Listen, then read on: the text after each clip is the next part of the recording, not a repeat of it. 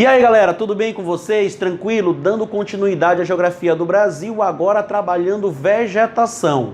Lembra que nas últimas aulas a gente pegou e caracterizou ali de maneira superficial a vegetação do Brasil e a vegetação no Maranhão. A gente pegou e citou aqui a floresta amazônica na região norte, o Cerrado no centro-oeste, Caatinga no sertão nordestino, a Mata Atlântica hoje existindo aqui nessa porção sudeste do país, lembrando que essa Mata Atlântica ela já existiu do Rio Grande do Norte até o Rio Grande do Sul.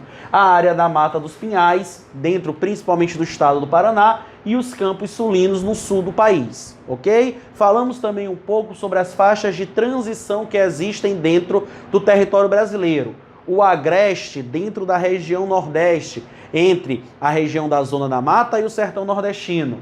O Pantanal, o maior complexo de transição do Brasil, o Pantanal, onde você encontra manchas de praticamente todas as vegetações do país. E a nossa faixa de transição, que é a Mata dos Cocais, para a galera da UEMA. A UEMA adora cobrar por que os cocais é uma área de transição e destacando também as atividades econômicas que existem dentro dessa nossa porção aí do estado do Maranhão, certo? Nós falamos um pouquinho disso nas últimas aulas e agora a gente vai começar a caracterizar cada uma dessas vegetações. Caracterizar tanto do ponto de vista fitogeográfico, as características da vegetação em si e também passando algumas informações sobre as questões econômicas e as questões ambientais que ocorrem em cada uma dessas vegetações do país. Começando aqui então pela nossa floresta amazônica. Floresta amazônica que vai existir na região norte do Brasil e na porção oeste do estado do Maranhão.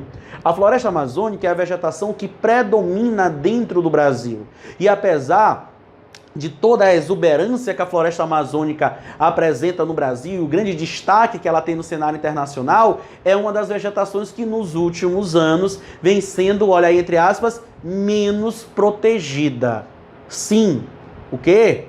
Existe vegetação, existe desmatamento na vegetação amazônica? Cara, existe. Pera aí, Rodrigo, isso não é fake news? Cara, eu acho que não é não. Eu acho que existe desmatamento dentro da floresta amazônica. Mas vamos fazer o seguinte, vamos combinar. Dentro da floresta amazônica, então, você está tendo nos últimos anos uma diminuição da cobertura vegetal.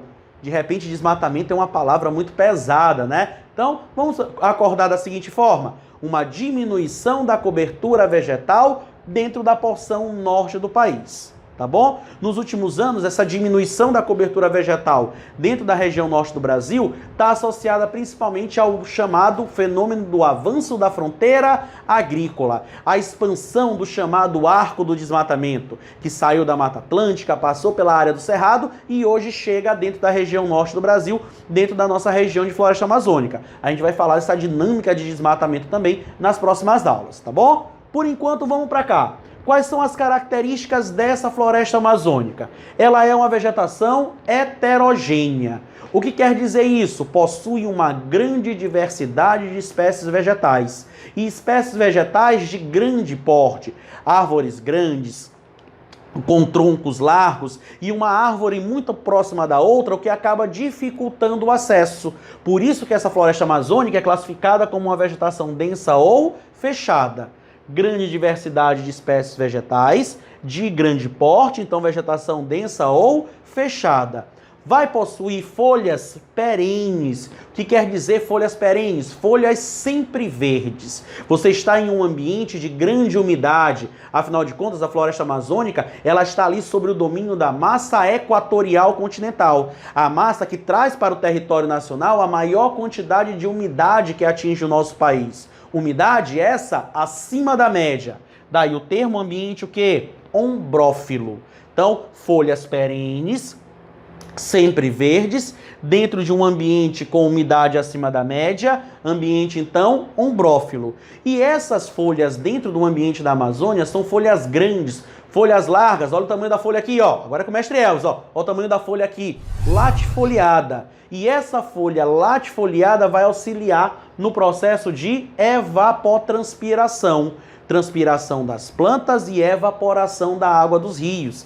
Lembra, dentro dessa região norte do Brasil, você tem a floresta amazônica e também tem a maior bacia hidrográfica do Brasil e do mundo, que é a bacia amazônica. O intenso processo de evapotranspiração libera uma grande quantidade de umidade que vai abastecer os nossos rios voadores dentro da região amazônica, a massa equatorial continental. Tá bom? Tranquilo? Dentro da floresta amazônica, você tem 3 níveis de matas. A mata de igapó, mata de várzea e mata de terra firme. A mata de igapó vai ficar coberta por água de maneira permanente. É onde você vai encontrar, por exemplo, a Vitória Régia. Dentro aqui da área da mata de várzea, você vai ter a seringueira, de onde se extrai o látex para a produção da borracha. E essa mata de várzea, ela vai ser invadida pela água do rio de maneira periódica, somente durante o período de chuva.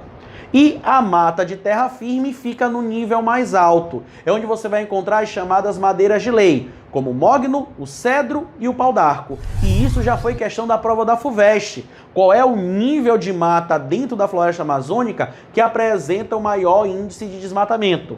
Mata de terra firme. Afinal de contas, a grande atividade, a atividade que mais se destaca por desmatar a floresta amazônica ainda é o extrativismo vegetal. Aliado, lógico, à questão da expansão da fronteira agrícola. Mas em uma questão de prova, extrativismo vegetal é a grande atividade responsável pelo desmatamento da floresta amazônica. Já já a gente continua com um pouquinho mais de vegetações do Brasil. Vamos?